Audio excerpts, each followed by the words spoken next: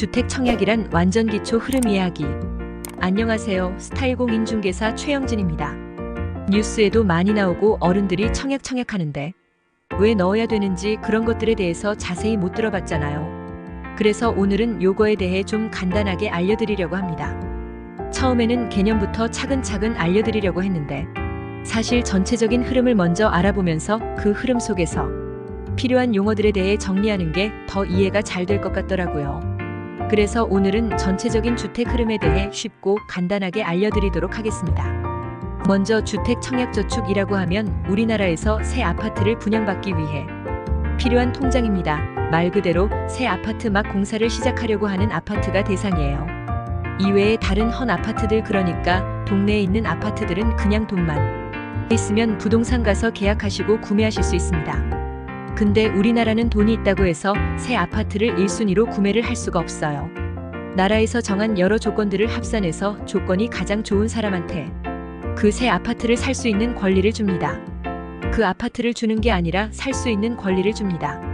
여기서 나라에서 정한 조건이라는 것은 부양가족의 수, 무주택기간 청약통장 가입 연수입니다. 그래서 부양가족이 많을수록 무주택 기간이 길수록 청약통장을 어렸을 때 가입할수록 점수가 엄청 높겠죠. 그래서 현실적으로는 수도권은 이제 최소 20년 정도는 무주택 기간을 가지고 있어야 해서 중년에나 당첨되실 수 있습니다. 왜냐면 먼저 이 무주택 기간이라는 것은 만 30세부터 무주택 기간이 산정이 돼요. 그래서 내가 20살부터 30살까지 집이 없다고 해도 이것은 무주택 기간을 산정되지 않습니다. 그래서 20대 분들은 청약에 당첨될 가능성 자체가 거의 0이라고 생각하시면 될 것 같아요. 근데 어차피 지금 당첨될 확률도 없는데 지금부터 청약 통장에 가입하라고 하는 걸까요? 일단 첫 번째로 아까 말씀드린 조건 중에 두 가지인 무주택 기간 그리고 청약 통장 가입 연수, 요게 점수에 들어가기 때문인데요. 사실 이거 말고도 당첨될 수 있는 방법은 있어요. 일단 첫 번째로 특별 공급이라는 제도가 있습니다.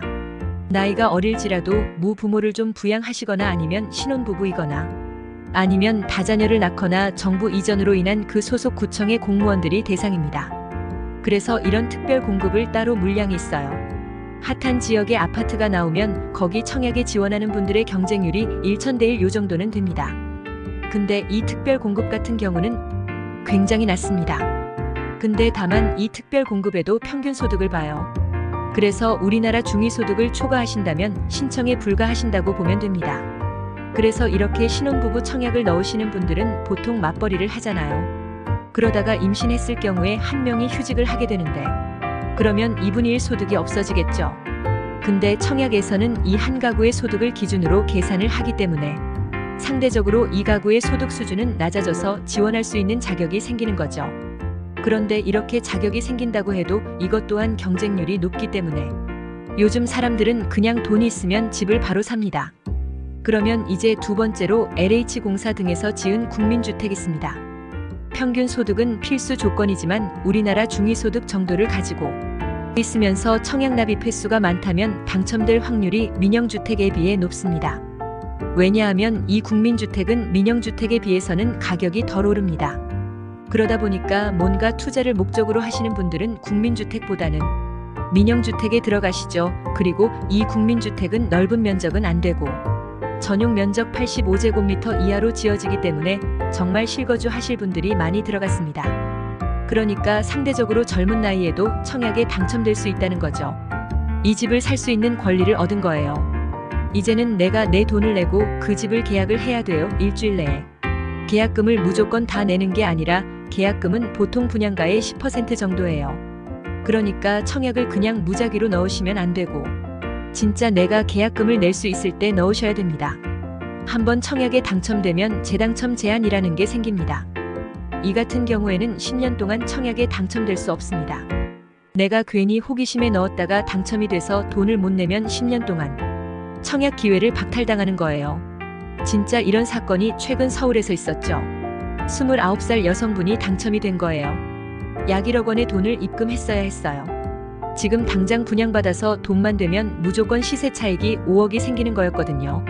근데 1억 자체가 없으니까 이 집은 당장 됐음에도 불구하고 당장 계약금을 마련할 수 없어서 청약이 박탈된 겁니다.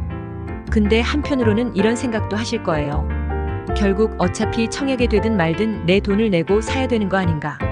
그 이유는 분양가가 주위 시세 대비 훨씬 저렴하기 때문인데요. 왜냐면 이 새 아파트를 짓는 곳은 건설사인데 건설사에서 분양가를 마음대로 높이지 못해요. 크게 두 가지 방법이 있는데 첫 번째는 우리나라 주택보증공사에서 검토를 받는 거고요. 두 번째로는 분양가 상한제가 있습니다. 분양가 상한제가 뭐냐면 예를 들어 강남에 새 아파트가 분양을 해요. 그러며 강남 평소 시세가 20억 30억 되니까 건설사가 이 집을 높게 분양하고 싶을 거예요. 근데 그걸 허락하지 않죠. 그래서 보통 기본적인 택지비 그리고 건축비만 더해가지고 주위에 비해서 저렴하게 형성이 됩니다. 예를 들어서 강남이 20억이라고 하면 강남에 새로 아파트가 생기면 10억 정도의 분양가가 형성됩니다. 이게 당첨되면 바로 큰 차익을 얻는 거예요. 여기서 분양가가 10억이라고 해도 또 중도금 대출을 받을 수 있어요. 근데 보통 이런 강남 같은 핫한 지역을 투기과열지구라고 부르는데 투기과열지구는 최대 40%까지만 대출이 가능합니다. 그리고 지방이나 이런 조금 인기가 떨어지는 지역들은 대출이 최대 70%가 나옵니다. 이런 40%, 70%라는 비율을 LTV라고 불러요. 이 LTV라는 것은 한 번쯤은 들어보셨을 거예요. 내가 이 아파트를 사기 위해 대출받을 수 있는 비율입니다. 그래서 투기과열지구는 40%, 일반 지역은 70%. 이렇게 이해하시면 되겠습니다. 그럼 계산을 한번 해볼게요. 내 주의 아파트가 20억이에요. 근데 분양가가 10억에 나왔습니다. 그러면 주위 시세가 20억이라는 것은 그 지역은 분명 투기과열지구일 거예요. 그러니까 대출 계산을 한번 해봅시다. 10억 중에 40%만 대출받을 수 있어요.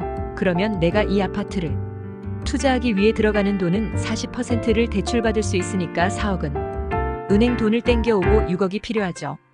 6억으로 20억짜리 아파트를 살 수 있다는 겁니다. 여러분 한번 봐보세요. 주위 아파트들이 다 20억이에요. 근데 어떤 새 아파트가 이 중심에 생겨요. 근데 새 아파트니까 인기가 많을 수밖에 없습니다. 그러니까 이 아파트는 완공이 될 때쯤에는 20억 그 이상이 될 거예요. 그래서 사람들이 그렇게 청약하는 이유입니다. 지방 쪽은 그래도 당첨될 확률이 있다 보니 실제로 여러 직장인분들이 주말에 지방이나 이런데 임장을 되게 많이 나가시더라고요. 더 나아지는 삶을 위해 정당하게 노력하는 건 지혜로운 것 같아요. 내 미래에 대해 조금 생각을 깊게 해볼 수 있는 시간이 생겼다고 생각해 보시면 좋을 것 같아요. 오늘도 여기까지 봐주셔서 감사드리고요. 늘 좋은 정보를 드릴 수 있도록 노력하겠습니다. 스타일 부동산 구독 부탁드립니다.